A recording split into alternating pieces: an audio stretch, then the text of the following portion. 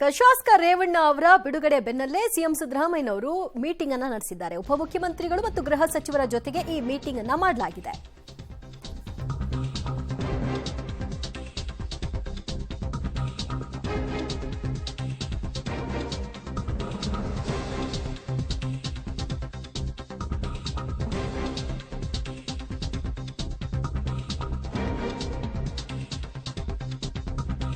ರೇವಣ್ಣಗೆ ಜಾಮೀನು ಸಿಕ್ಕ ಬೆನ್ನಲ್ಲೇ ಸಿಎಂ ಸಿದ್ದರಾಮಯ್ಯನವರು ಇವತ್ತು ಮೀಟಿಂಗ್ ಅನ್ನು ಕರೆದಿದ್ರು. ಈ ಮೀಟಿಂಗ್ನಲ್ಲಿ ಡಿಸಿಎಂ ಡಿಕೆ ಶಿವಕುಮಾರ್ ಮತ್ತು ಗೃಹ ಸಚಿವ ಪರಮೇಶ್ವರ್ ಅವರು ಭಾಗಿಯಾಗಿದ್ರು. ಎಸ್ಐಟಿ ತನಿಖೆಯ ಪ್ರಗತಿ, ಕೋರ್ಟ್ ಬೆಳವಣಿಗೆಗಳ ಬಗ್ಗೆ ಮಾಹಿತಿಯನ್ನ ಮುಖ್ಯಮಂತ್ರಿಗಳು ಈ ಸಂದರ್ಭದಲ್ಲಿ ಕಲೆ ಹಾಕಿದ್ದಾರೆ. ಮುಂದಿನ ರಾಜಕೀಯ ಬೆಳವಣಿಗೆ ಎದುರಿಸುವ ಬಗ್ಗೆಯೂ ಕೂಡ ಮಾತುಕತೆ ಆಗಿದೆ ಅಂತ ಹೇಳಲಾಗ್ತಿದೆ. ಮತ್ತಷ್ಟು ಮಾಹಿತಿ ಕೊಡ್ತಾರೆ ನಮ್ಮ ಪ್ರತಿನಿಧಿ ಸುಕೇಶ. ಮುಖ್ಯಮಂತ್ರಿಗಳು ಇವತ್ತು ಕರೆದಂತಹ ಮೀಟಿಂಗ್ ರೇವಣ್ಣ ಅವರ ಬಿಡುಗಡೆಯ ಬೆನ್ನಲ್ಲೇ ಅದೇ ವಿಚಾರಕ್ಕೆ ಮೀಟಿಂಗ್ ಇರಬಹುದಾ?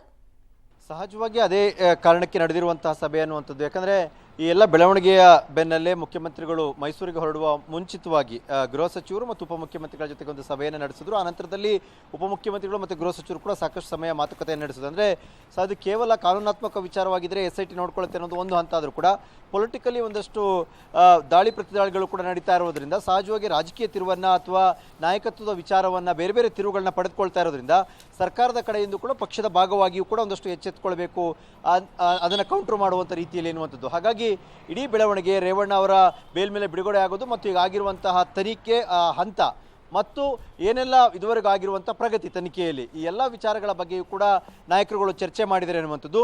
ಮುಂದಿನ ದಿನಗಳಲ್ಲಿ ಸಹಜವಾಗಿ ಇದು ಪೊಲಿಟಿಕಲಿ ಮತ್ತಷ್ಟು ಆರೋಪ ಪ್ರತ್ಯಾರೋಪಗಳಿಗೆ ಕಾರಣ ಆಗೋದಾದರೆ ಅದನ್ನ ಹೇಗೆ ನಾವು ಫೇಸ್ ಮಾಡಬೇಕು ಮತ್ತು ಕೌಂಟರ್ ಮಾಡಬೇಕು ಅನ್ನುವಂಥ ವಿಚಾರವಾಗಿ ಕೂಡ ಸಾಕಷ್ಟು ಮಹತ್ವದ ಮಾತುಕತೆಯನ್ನು ನಡೆಸಿದ್ದಾರೆ ಅನ್ನುವಂಥ ಮಾಹಿತಿ ಕೂಡ ತಿಳಿತಾ ಇದೆ. ದಿವ್ಯಾ, ಥ್ಯಾಂಕ್ ಯು ಸುಕೇಶ್ ನಿಮ್ಮೆಲ್ಲ ಮಾಹಿತಿಗೆ.